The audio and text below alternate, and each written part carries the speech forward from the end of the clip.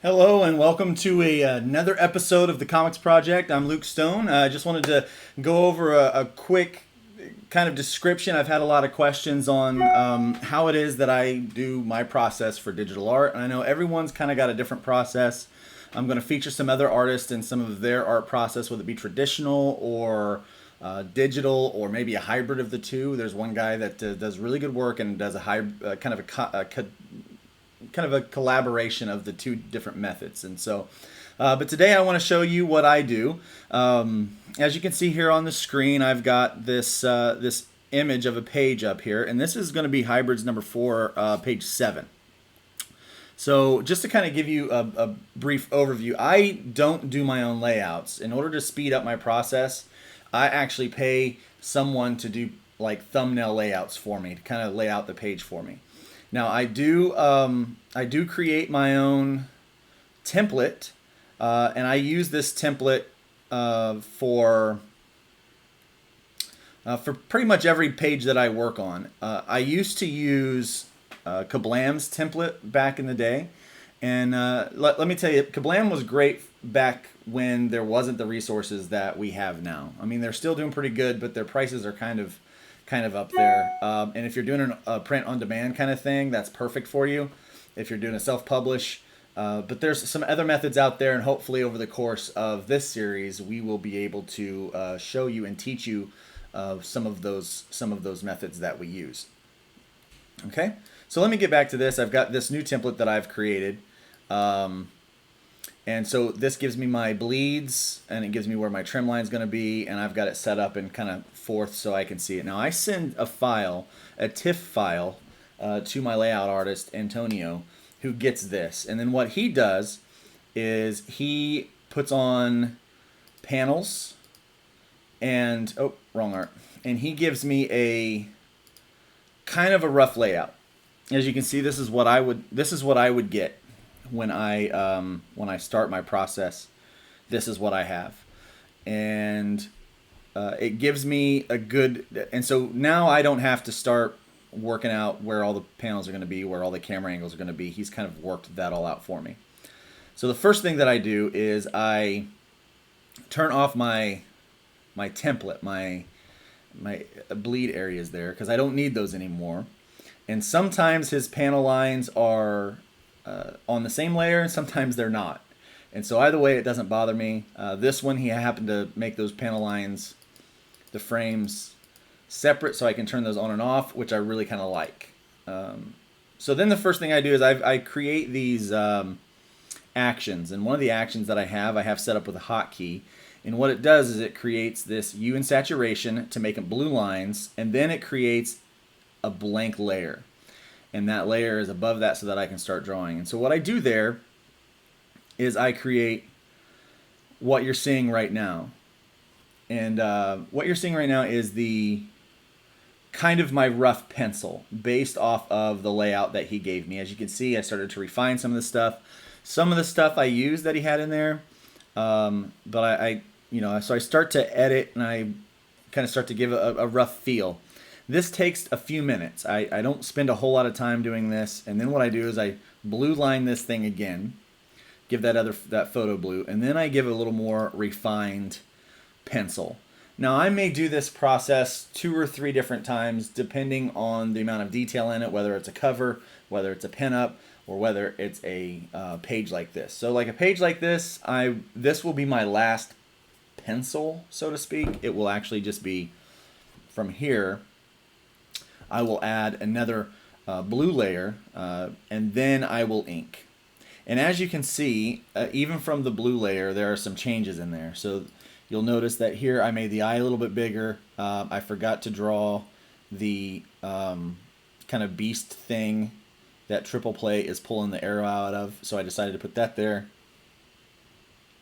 And then I have all of this in layers now, but I have my final layer. So then when I'm done with that, I'll go through and I will turn off everything else because I won't need that anymore. And so now I'm just left with my ink layer and my panels. Now sometimes I'll have to draw those panels and things like that, and then maybe I'll show you how to do that in another video, but this one I didn't have to. So what I normally do is I take those two things and I just merge those together. As you can see, I'm doing that. You can't quite see the side of the thing there. And then I'll just rename that inks. I will get rid of this. Sometimes in my template file that I send, it has a letters folder and a border and gutters folder, because I used to do the borders and then gutters on top of it, so all the line art still had like all the other stuff in it. But I started realizing that I didn't need all of that, and so I just started this process and I pretty much eliminate that. So I just delete that folder, just make the file smaller because I don't need it anymore. So now I've got this inks layer, and I can still turn off my background, and you'll notice that, so it's just transparency, so they will be able to color underneath it. Now there is a little bit of white that I've used in some places, and so they will have to go in here, and Patrick will have to go in here and do multiply for the inks layer, and I went ahead and did it, so it'll be saved.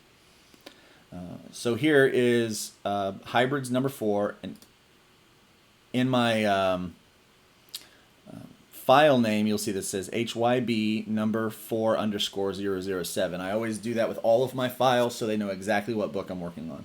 So I do a 3-letter abbreviation of the book. I do the number sign, what issue it is, underscore, and then 3 digits for the pages. And the reason why I do that is, I know most comic books don't go over 2 digits for the pages, but I have worked on a few projects where they are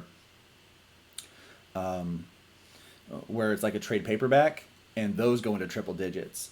And all of these pages that I'm working for hybrids, once I get to the end of the arc, will go into a trade paperback. So that will put the pages at over 100 pages. So I will need 3 digits in order to rename all of the file names there. So that's why I do that. I set it up that way. We share using Dropbox or Google Drive.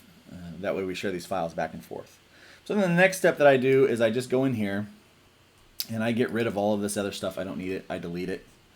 And so then I hit Command Save, and now I've got just this file right here. This goes off to the colorist, and then he will do his magic, and once he's done, either myself or someone else will letter it. And that's basically how I work the digital process. Now, let me go out of this view real quick.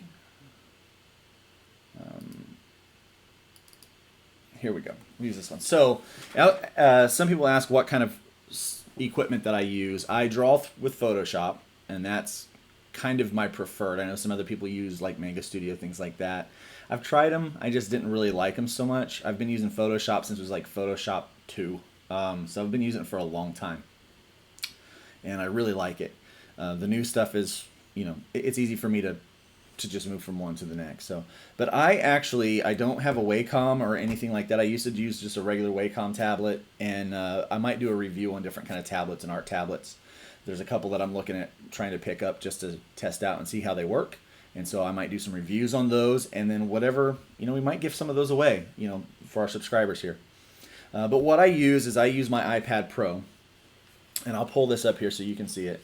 I use my iPad Pro. I've just got this case on it right here. So I use my iPad Pro. It's a big screen, and so I do all of my drawing on there with my Apple Pencil.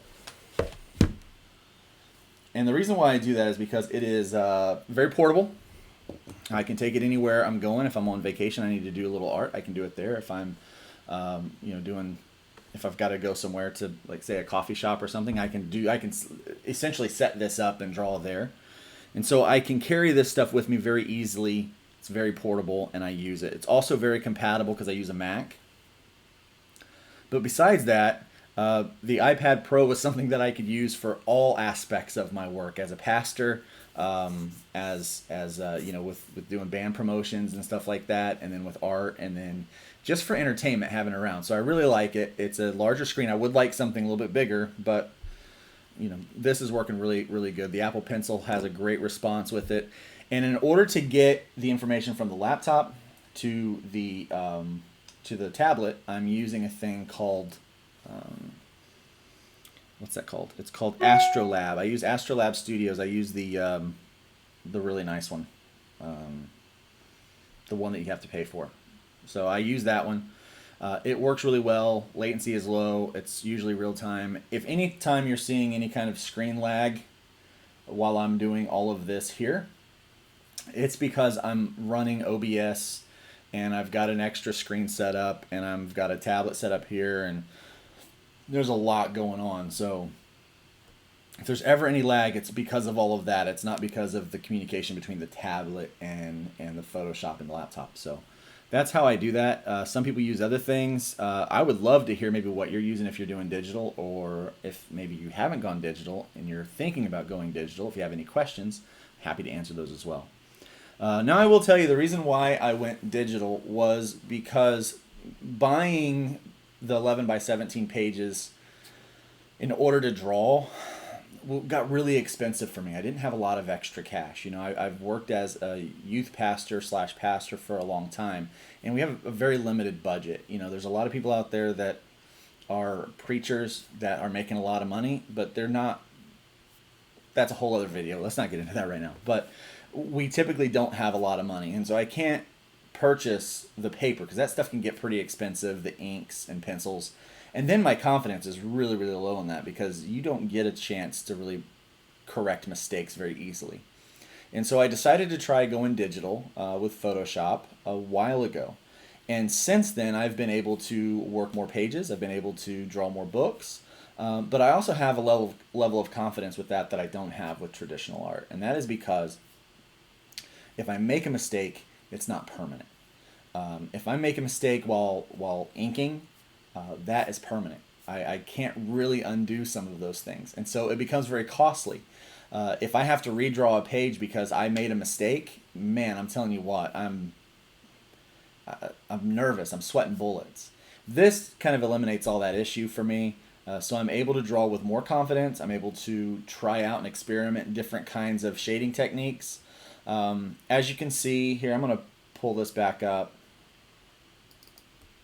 One of the things that I started doing with a couple of pages ago was I started this kind of directional shading, and I'll show you here in the hair because you can see it really well in the hair. So I'm doing like this kind of directional shading that I hadn't done before. I'd kind of done more of a cross hatch, but I really liked the way this looked. I had some other compliments on, hey, that looked really good. You should use that more often. You'll see it a lot here in this shirt. And I'm like, yeah, I kind of like that. So I wouldn't have tried that before were it not for the ability to be able to undo it if I didn't like it, But fortunately, it is something that I did like. So that's why I kind of went, since I went to digital, I've gotten better at art. So I've gotten better at doing the sequential. I've gotten better at all of that kind of stuff. So digital's been really good for me. It may not be for you. One of the biggest downfalls for digital is the fact that I don't have original art to sell at conventions, but there is a workaround, and I'll kind of go over some of that when I do some of my convention talk later on. So I just wanted to take a couple minutes and show you my process for working digital, kind of how that works. Obviously I've done a few tutorials, but I'll probably do some more on like how I actually do it. Some quick videos on just the process of the drawing and stuff, and just so you can see that with your own two eyes. But I really like working digital. I really like how it works. I'm pretty quick at it. If I don't have a lot of distractions, I can knock out probably between 5 and 7 pages a week. That is at my peak. At the very least, I'm doing 2 or 3 pages a week. So that's, I'm able to work a lot faster than I was with traditional. Traditional, like I said, because I was so afraid of making mistakes, that it took me so long. And so I didn't get to practice as much as I wanted to. I couldn't play with layouts as much as I wanted to. This just turned out to be a whole lot better for me, and it really helped my growth as an artist. And so I'm still getting better. I'm still, obviously I'm not the best out there, but I am working really hard, and the more pages I do, the better I get. And so I think that's for all of us. The more we do what we do, the better we get at it. So that is all I have for you today. Hopefully you like the video. Feel free to subscribe and hit the bell so that you can get updates on when I upload. I'm going to try to upload something at least every Friday, and we're going to try most Mondays to be live with some of the Starcross creators. And as always, I like to tell you, just keep making comics or doing whatever it is that you love doing. And by all means, try to be good to one another. The world is a rough place out there. A lot of people hating on each other. Let's try to leave the woodpile a little bit higher than we found it, all right? We have a great day, and God bless.